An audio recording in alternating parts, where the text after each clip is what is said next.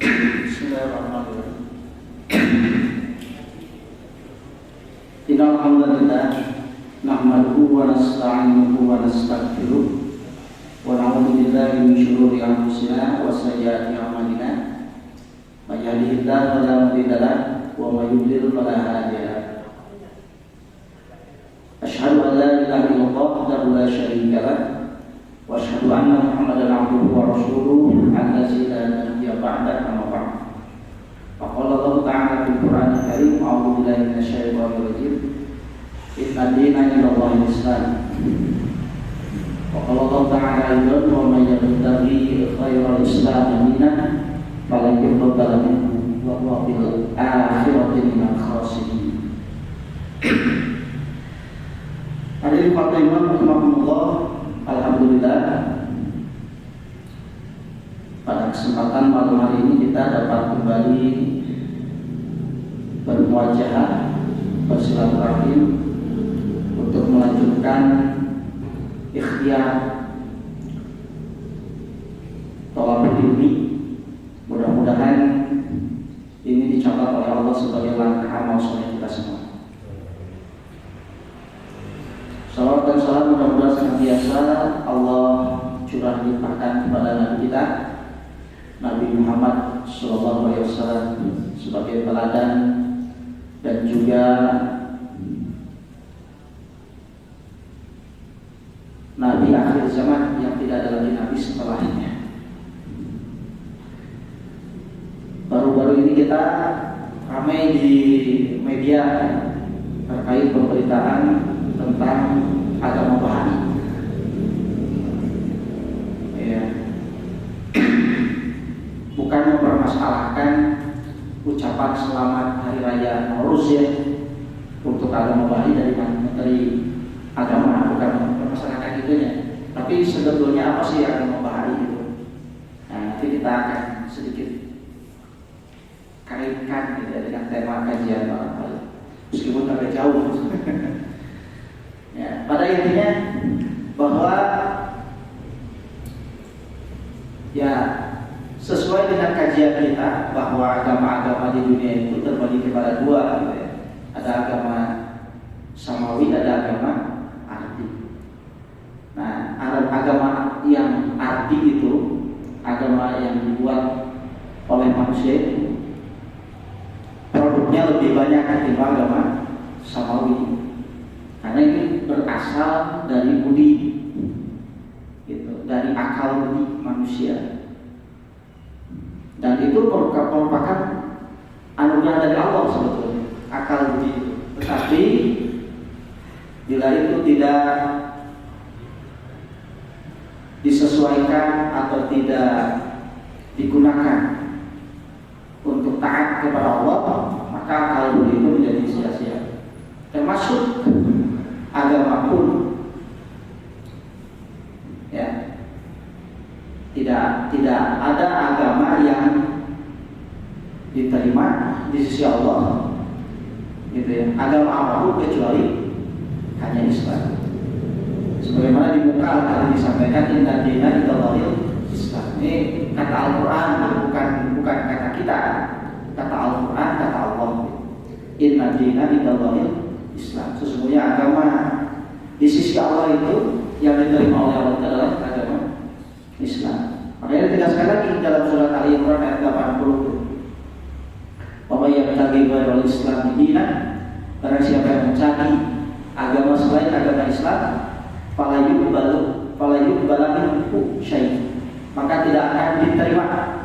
Wa huwa fil akhirati minal khasirin. Dan nanti di akhirat dia akan termasuk kepada kelompok orang-orang yang rugi.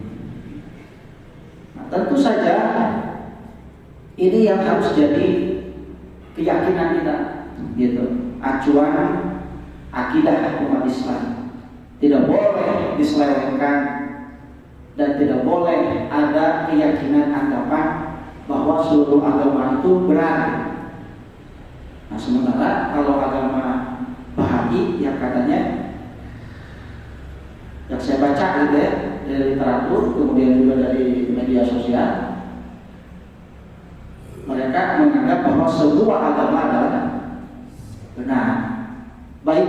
samawi ataupun agama ardi. Baik agama yang berasal dari langit, dari wahyu Allah, ataupun dari produk akal budi manusia, semuanya adalah benar. Hakikatnya semua itu adalah dari Tuhan. Dan yang membawa agama itu adalah para utusan Tuhan yang disebut sebagai perwujudan daripada Tuhan, manifestasi daripada Tuhan itu sendiri. Dan itu terus, makanya terus ada dan ada lagi gitu. Dan mereka menganggap bahwa bahaya itu adalah pembaruan. Jadi ada utusan Tuhan yang baru. Sementara dalam akidah Islam itu la nabiyya ba'di, kata Nabi, tidak ada Tuhan selain tidak ada nabi setelahmu.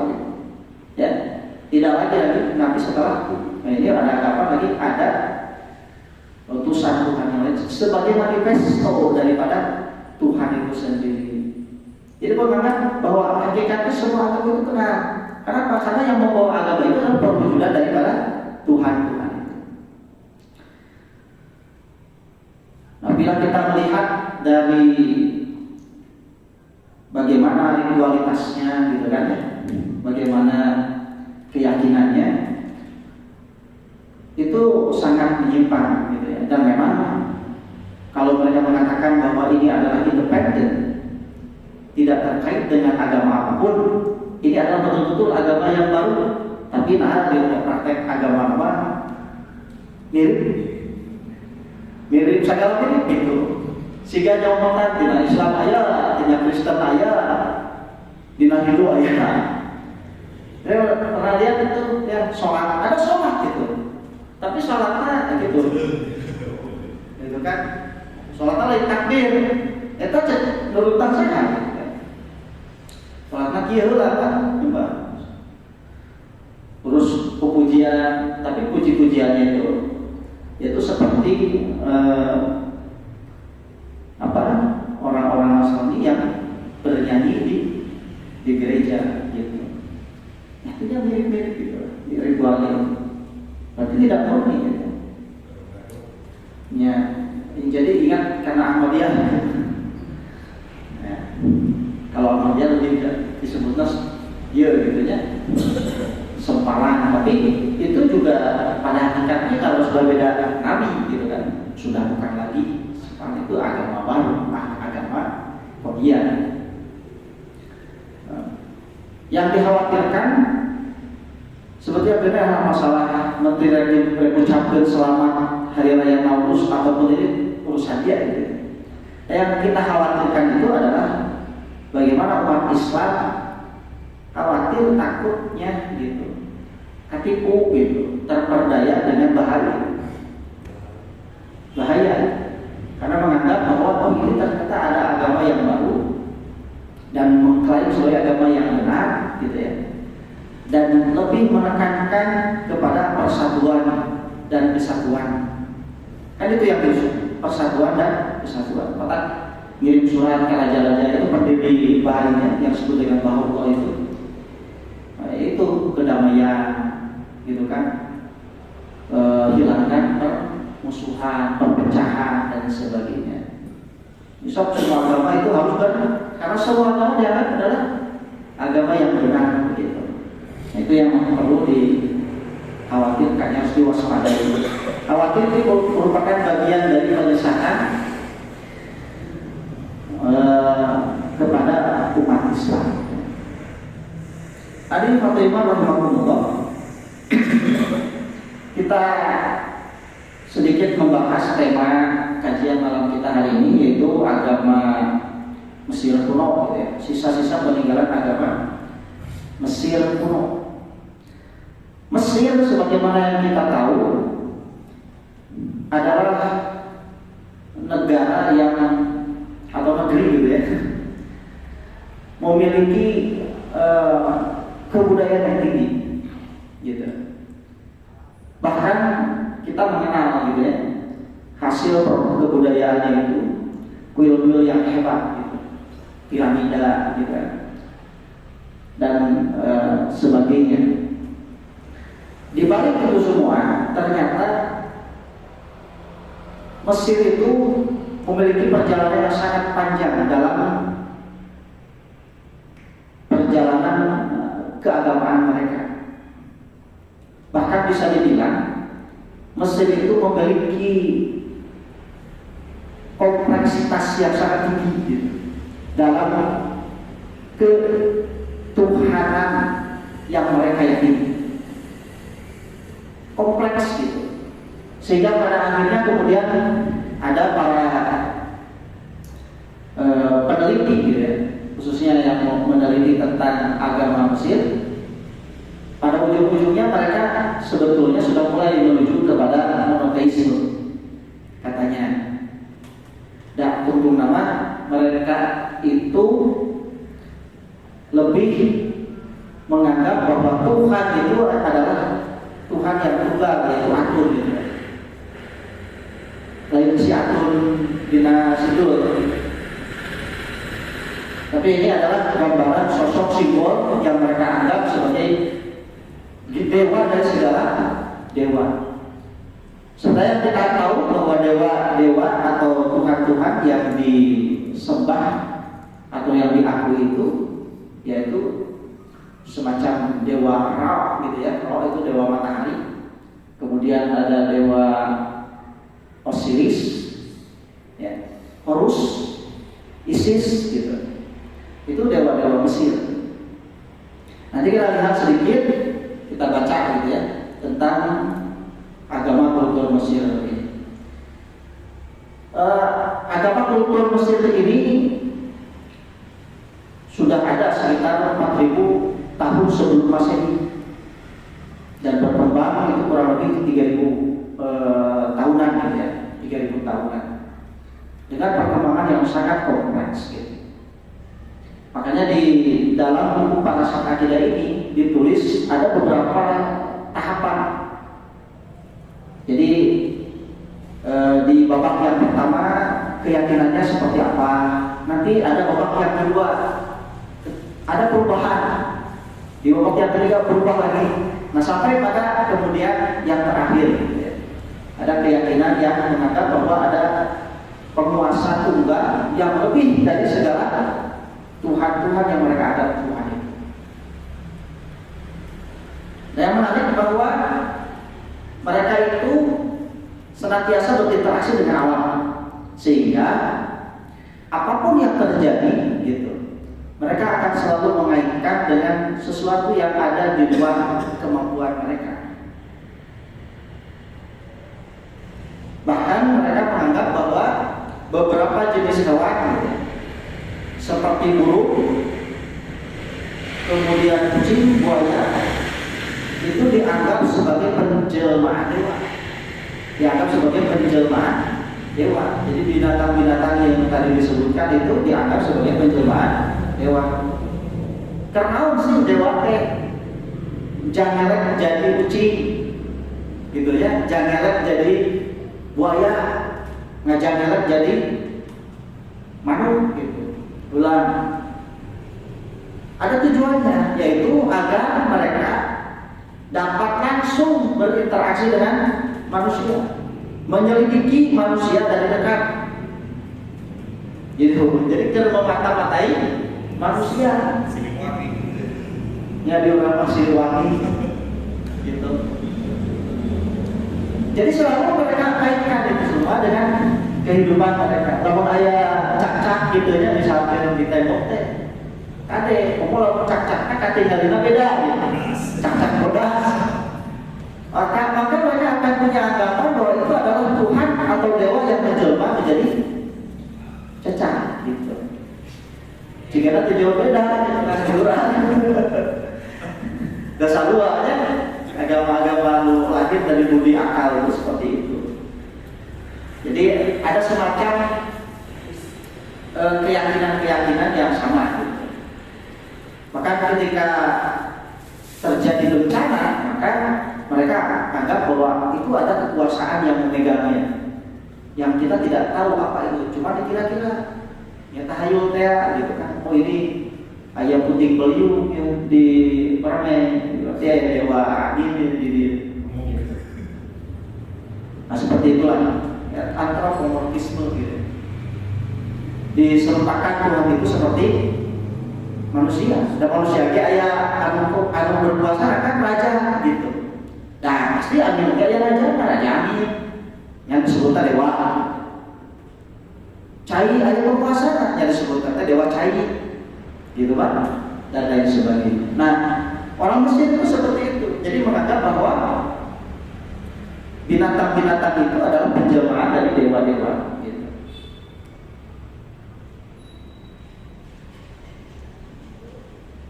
Itu di periode yang pertama. Kemudian di periode itu juga sudah subur dengan sihir. Jadi sihir itu sudah sangat terkenal. Makanya tidak heran Nabi Musa gitu kan diutus karena pada zaman itu gitu kan masyarakatnya sangat mengagungkan sihir. Sihir itu dianggap ilmu yang utama dan yang pertama dan yang utama. Jadi sihir itu sudah sangat terkenal gitu ya. Nah, ada sihir permainan yang biasa dipertontonkan di istana Firaun biasanya. Jadi sudah menjadi semacam maksudnya hiburan gitu. Dipertontonkan sihir. Itu juga untuk menunjukkan seberapa hebat tukang-tukang tenun, tukang-tukang sihir yang ada di Mesir. Tukang-tukang sihir berlomba-lomba untuk mempertontonkan kehebatan sihirnya.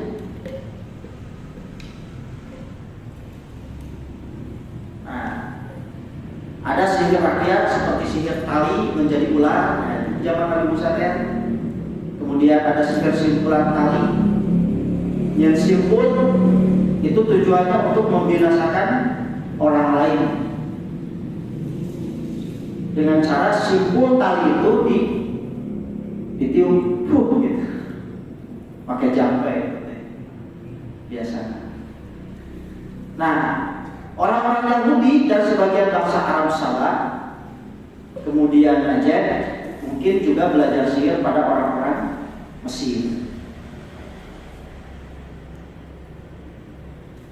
Abu Hurairah meriwayatkan sebuah hadis bahwa Rasulullah SAW bersabda, siapa yang mengikat buhul kemudian meniupnya, sungguh dia telah berbuat sihir. Siapa yang melakukan sihir, sungguh dia telah berbuat syirik. Siapa yang menggantungkan sesuatu, dia akan diserahkan kepadanya. Nah, ini sihir itu ternyata suatu perbuatan yang sangat dilarang dalam Islam. Bahkan ada anggapan, ada fitnah kepada Nabi Sulaiman. Ya, Nabi Sulaiman kan dijaya sampai berarti atau bayangkan di zaman Nabi Sulaiman masih istana wae, gitu kan? Si kursi istana wae bisa pindah dalam sekejap mata. Sekejap, itu pakai naon, pakai ilmu teleportasi gitu. Hebat-hebat gitu kan? Lalu lain sihir mah gitu, ya kan sihir. Padahal beda itu kehendak Allah gitu. Kehendak Allah. Bukan sihir gitu. Kalau sihir itu jelas itu ada ritual-ritualnya dan itu biasanya melibatkan jin-jin gitu. Maka Rasulullah mengatakan dan saya yang mempelajari sihir, maka itu termasuk perbuatan syirik. Itu pada masa pertama, kemudian berkembang agama kultur Mesir pada masa kedua, itu di tahun 3500 sebelum Masehi. Nah, mulai dari situ masyarakat Mesir di setiap penjuru memiliki Tuhannya masing-masing. Nah, ini disinilah mulainya ada berhala-berhala gitu. Jika negeri-negeri itu berperang, berarti Tuhan-Tuhan itulah yang berkelahi. Lantaran di tiap-tiap negeri teh boga dewa, boga Tuhannya. Maka ketika terjadi peperangan, maka dianggap yang berperang itu adalah dewa-dewa. Negeri yang menuhankan Horus, bila mengalahkan negeri yang menuhankan Ifta, maka dianggap bahwa Ifta itu anaknya Horus. Gitu ya, itu kumaha ya logikanya gitu kan. Dan ngerti. Negeri yang menuhankan Horus berperang melawan negeri yang menuhankan Sir. Jika terpukul mata kirinya, maka terjadilah gerhana bulan. Jika terpukul mata kanannya, terjadilah gerhana matahari. Gerhana berarti Tuhan sedang menderita atau sedang sakit. Gitu. Ini belum ada penyebutan nama dewa yang secara ini gitu ya. Munculnya di negeri gitu. Tuhan para saya terus lamun kata Job, jadi oh ya terjadi itu Tuhan katanya. Gerhana bulan. Lalu sebelah satu dari gerhana matahari. Sudah sampai seperti itu ya. Ya, logika ininya. Tahayulnya gitu.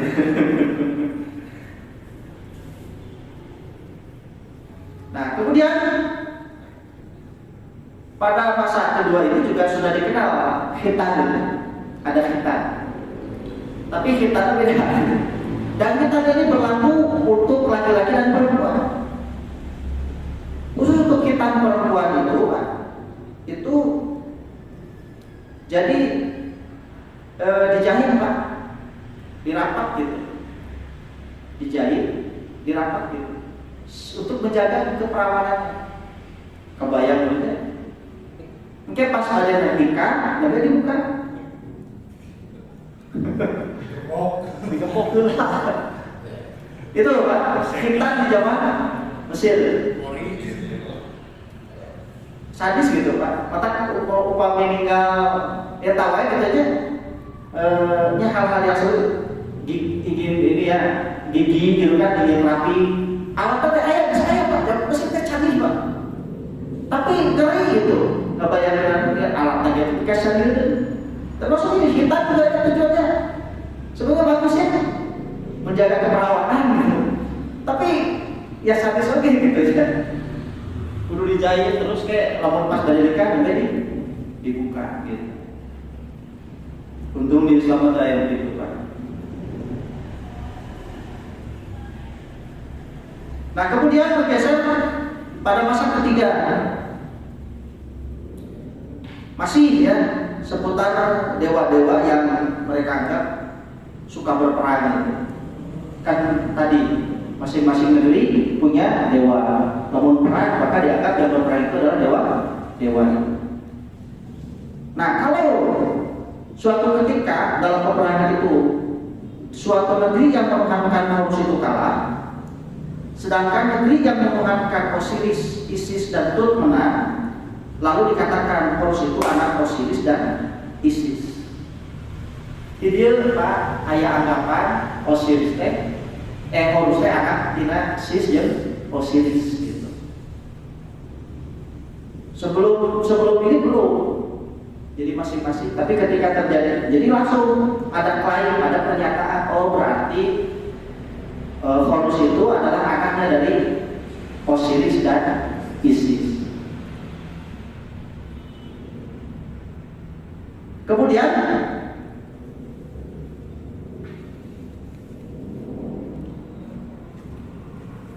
di dalam dongengnya, dongeng dari rumahnya, Sith memperdaya Osiris. Ia menyuruh Osiris mengukur tubuh dalam sebuah peti. Sedang mengukur tubuh di dalam peti. Ari Sith teh eta teh wazir, wakil nati Osiris. Dia itu jahat. Dia itu jahat gitu ya.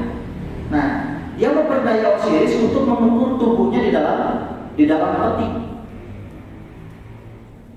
Setelah Osiris yang tidak mengetahui maksud jahat Sith masuk ke dalam peti itu, lalu peti itu dihanyutkan ke laut hingga sampai ke Petrus.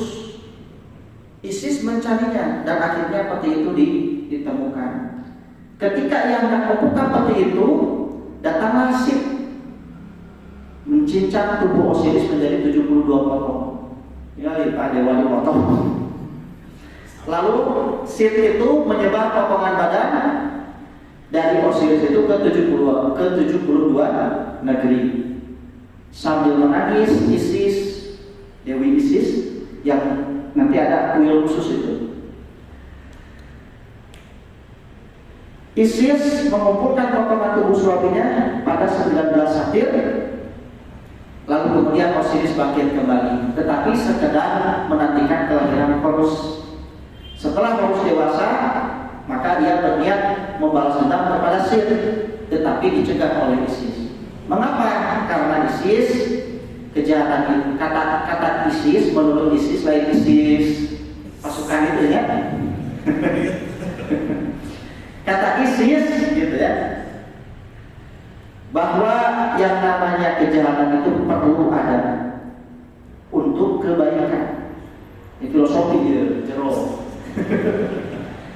Jadi tidak perlu membalas dendam, biarkan saja, karena yang namanya kejahatan itu harus ada sebagai lawan dari kebaikan. Ya. Dan kegelapan, sebagaimana kegelapan itu berguna untuk cahaya. Jadi mau ayat cahaya apa dulu? Itu filosofi. Jadi keren dan mana kebaikan dan keburukan itu selalu ada berpasang-pasangan. Hitam, putih, terang, gelap dan seterusnya. Nah, kebalikan yang tadi itu gitu ya. Urang yang haji, ada nggak jaminan di dunia ini agama yang dapat menjadi sahabat yang memeluk agama yang pasti bakal bersatu pada ada nggak agama yang dapat menjamin persatuan dan kesatuan? Ada nggak? Tidak ada. Islam sendiri tidak begitu. Lawan orang menganggap Islam dijamin tidak bakal ngaji kabeh. Bukti nanti Islam loba. Anu beda turun kepercayaan gitu kan? Artinya tidak menjamin. Orang ada ke agamanya bahaya bisa supaya kayak ini dijamin, bisa dijamin tidak dengan bahaya bisa bersatu dengan dalih bahwa ini tinggi toleransinya, gitu kan?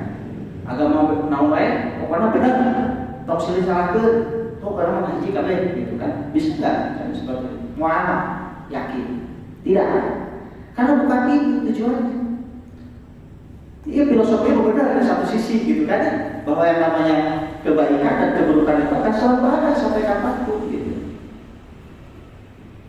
Dan lamun mah Islam bakal ngajikeun gitu ya, bakal ngajikeun. Allah moal nyarek wala apa dina ayat wa'tasimu bihablillah jami'an wala tafarraqu. Artinya ku kecat wala tafarraqu teh bakal aya pepecah.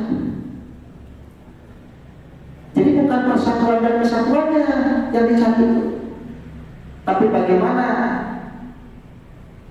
agama dengan agama itu begitu. Persatuan dan kesatuan itu menjadi suatu keberkahan. Jadi dia maksudnya Pak Budi. Karena tidak ada agama yang menjamin persatuan dan kesatuan itu gitu. Maka yang diutamakan itu sebenarnya bukan persatuan dan kesatuan, tetapi bagaimana kita di dalam agama gitu ya. Kok Allah diperintahkan bersatu, kemudian bersatunya itu melahirkan sesuatu yang menjadi amal soleh gitu. Dan kalau misalnya ini kan kalau Allah diperintahkan supaya nanti gitu, maka akan ada selalu perbedaan-perbedaan. Tetapi bagaimana perbedaan-perbedaan itu kemudian kita isom bihamdillah gitu. Dan di situ kemudian Allah menyuruh agar kita tidak bertafarruq, tidak berpecah belah. Dan tekun Islam bisa wae batul ini hiji copet bisa hiji kumpulan copet gitu kan? Tapi eta kumpulan copet benar tuh, tidak salah, gitu kan? Mereka tuh bersatu, tapi bersatu dalam kumpulannya. Gitu. Jadi bagaimana aku gitu, benar ya tadi kita bersatu, tapi bersatunya ada dalam iktisam bihablillah. Kita berpegang kepada tali agama, gitu. Bukan bersatu ada di dalam kemaksiatan, bukan bersatu ada di dalam kekufuran, bukan bersatu ada di dalam ketidakpatuhan dan kebanggaan kepada Allah. Tapi bersatu ada di tanah, di iman, di Islam, gitu. Kita penting karena bersatu nanti benar. Lalu orang bersatu di Islam, pasti bakal bercerai dengan apa? Dengan kekafiran. Dan dia maksudnya gitu. Yang dimaksud itu bersatu dan pasti ya kalau kita bersatu dalam kebenaran berarti kita bercerai dari, berarti kita memutuskan diri dari kekufuran. Mau mungkin ngaji antara anu benar dan salah, mau mungkin pasti berpisah. Mau mungkin orang bisa damai setan kayak apa akan selalu bermusuhan dengan setan. Yang masalahnya setan teh ini lain jimpul gitu, lain di golongan jimpul, aja di golongan manusia. Makanya ya wajar kalau misalkan di antara sama manusia akan ada selalu peperangan, permusuhan, gitu kan, pertengkaran. Wajar, karena setan itu kan manusia. Tapi bukan berarti kita melegalkan. Oh, berarti ayo perang sudah sedih perang itu tidak juga. Ada aturannya, gitu kan? Islam juga tidak semudah itu.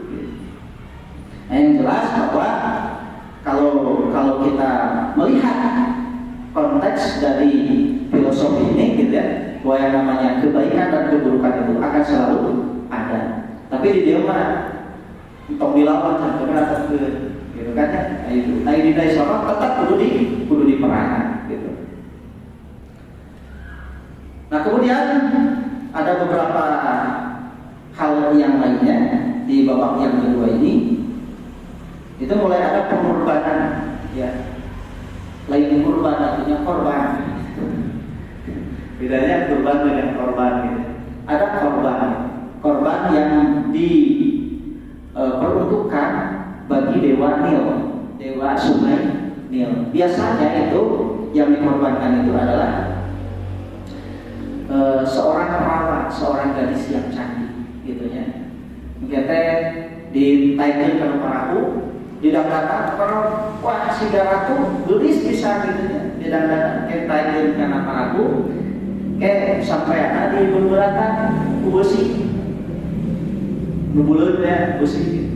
Jadi suatu dikerlok, gitu. Nah, korbannya seperti itu, korban itu. Nanti di akhir ada perubahan, yaitu dengan boneka, gitu. Kemudian ada juga madah pujaan, ya, semacam pujian lah, gitu. Nah, ini juga semacam inspirasi, gitu ya, dari ritual agama-agama tertentu yang selalu melakukan ritualnya itu dalam bentuk madah pujian atau mencipta nama. Nah, untuk itu sebenarnya menyanyikan lagu-lagu rohani, menyanyikan lagu-lagu rohani. Kemudian bergeser ke masa keempat. Nah, mulai muncul Fir'aun. Itu di fase yang keempat. Fir'aun itu muncul pertama, Fir'aun Mina yang pertama.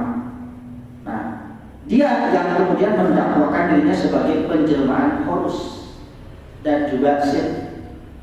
Jadi dua sisi Tuhan terang dan gelap. Horusnya kan baiknya, hari Set mah jahat. Jadi dinadiri Fir'aun teh aya dua neraka. Jadi lamun Fir'aun misalkan delakah, telemes, wajar. gitu. Itu untuk melegalkan gitu ya. Jadi legal formalnya seperti itu. Nah, saya itu kan penjelmaan atau manifesto dari Tuhan. Sehingga tadi teh. Jadi paham-paham kita dibawa ke saya gitu. Gimana? Setanya. Nah,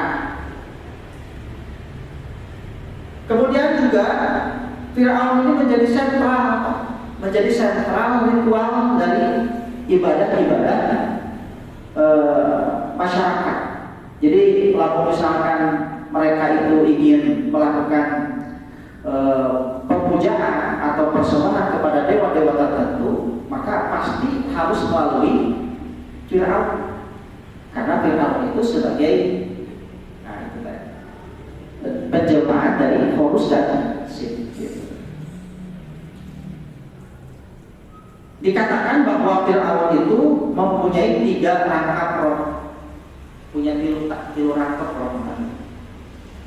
Roh selalu menitis pada keturunannya, itu yang pertama.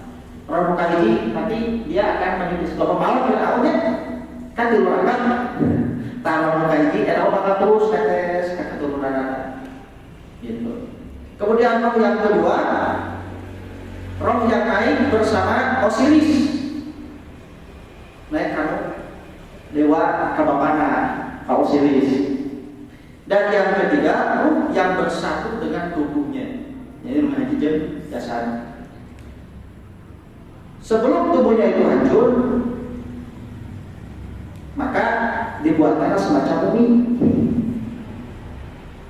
atau nanti dibuat semacam patung dari emas. Tujuannya kalau kayak si namanya teh tadi roh teh bisa tetap dina wujud patungnya atau dina tubuh atau di bumi. Saat lamun tadi bumi kan hancur, kayak si rohna tak apalun, tidak bisa balik, tak di bumi. Itu di masa keempat gitu ya. Kemudian di masa yang kelima, nah dari masa yang kelima ini mulai muncul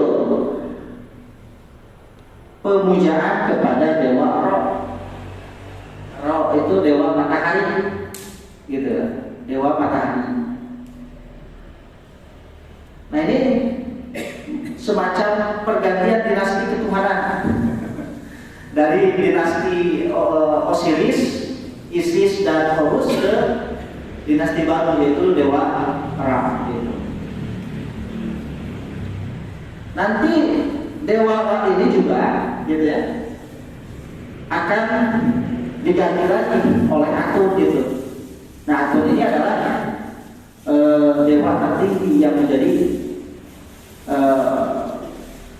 apa namanya, penguasa tunggal atau dewa tunggal yang paling berkuasa, yang paling hebat di antara semua dewa. Atun teh kalau saya lihat di literatur di Wikipedia itu semacam cakra matahari inti gitu. Aliroto matahari kan, kalau ini cakranya gitu. Yang menguasai matahari, cakra dia itu Atun disebutnya.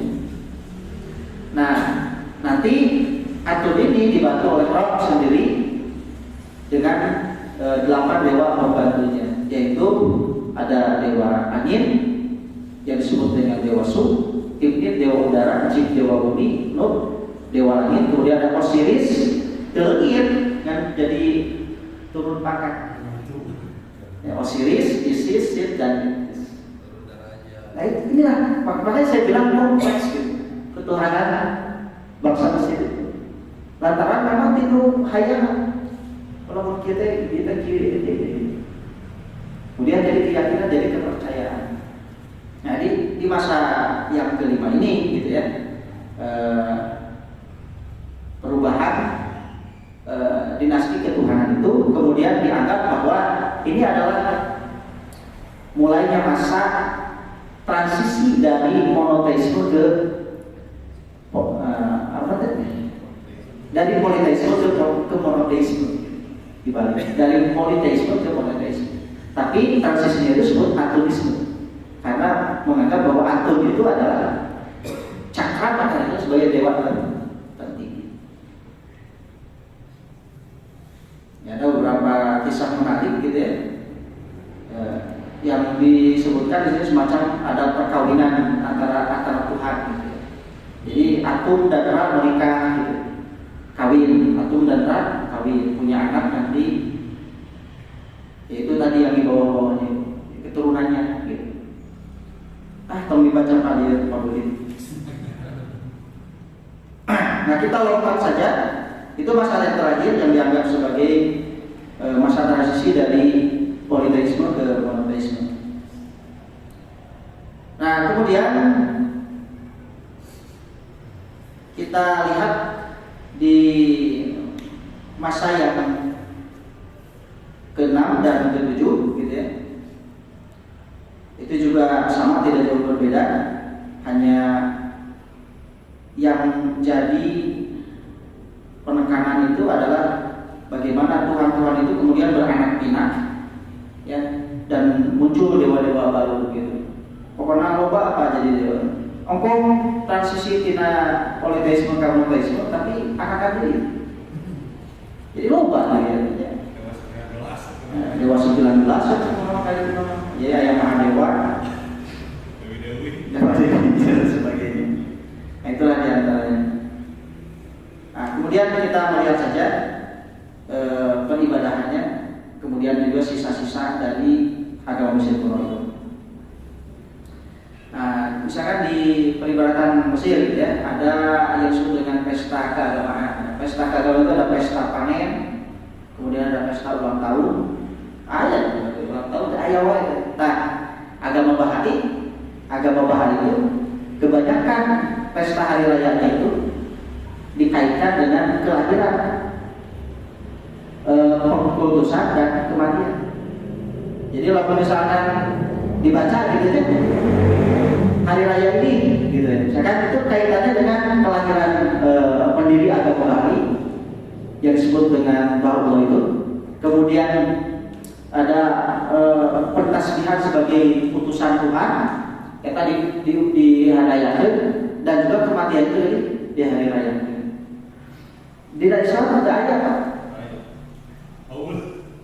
Di Islam ada ayat perayaan yang dikaitkan dengan hari kelahiran, diangkatnya Nabi menjadi Rasul atau kewafatan Nabi.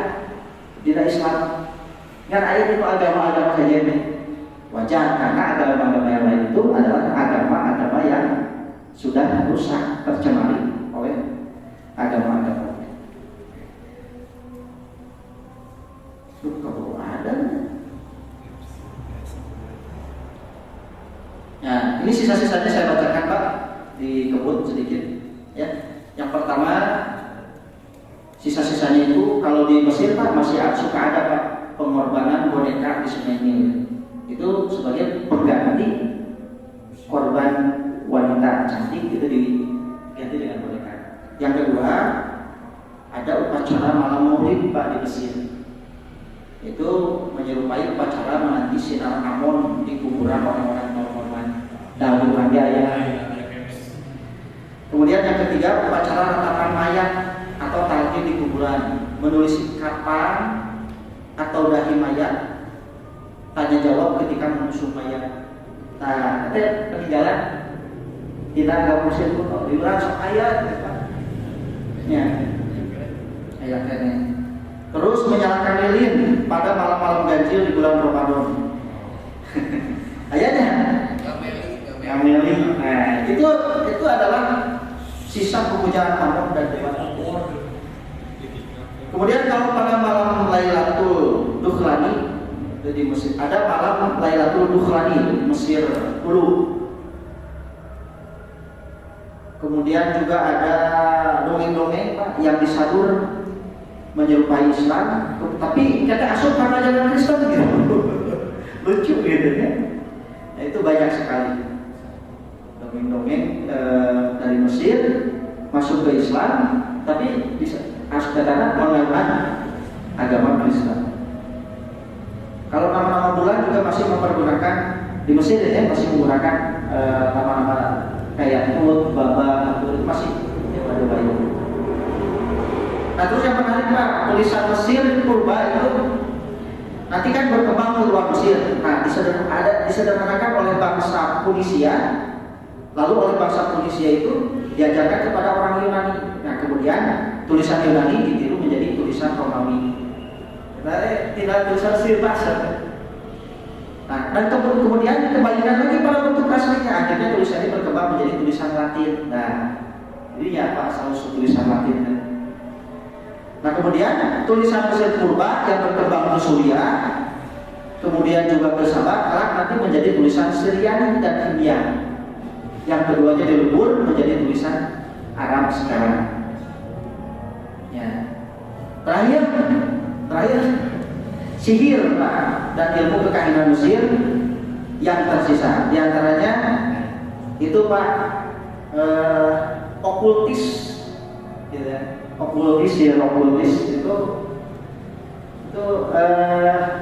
yang sehingga anu dipertontonkan dina di Kobuser gitu. Kemudian silapan mata dan sebagainya. Termasuk Pak magnetisme dan hipnotisme itu berasal dari Mesir. Cewek dikupas lebih jauh, lebih dalam, mungkin bisa dikoneksikan dengan teknologi, insya Allah. Ya, intinya bahwa Allah dan Rasulnya sudah melarang hal-hal yang di luar Islam masuk ke dalam ajaran Islam. Mudah-mudahan kita senantiasa Allah lindungi, Allah jaga, Allah beri hidayah untuk senantiasa istiqomah dalam Islam dan menjalankan sunnah-sunnah Rasulullah SAW. Aku qouli hadza wa astaghfirullah wa lakum. Wassalamualaikum warahmatullahi wabarakatuh.